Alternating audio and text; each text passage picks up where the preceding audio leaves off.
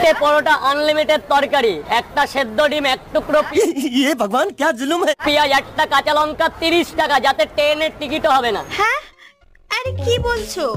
ট্রেনের টিকিট তো হয়ে যায়। আমার এখান থেকে শিয়ালদা যেতেই মাত্র 15 টাকা লাগে।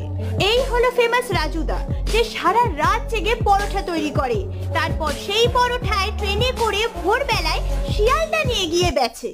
তাই নাকি? মানে একটা মানুষ ঠিক কতটা কষ্ট করে।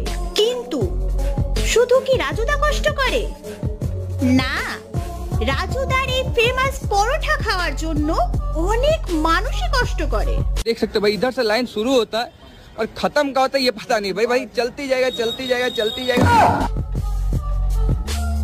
ভোর 4টেতে এত লাইন শুধু পরোটা খাবার জন্য?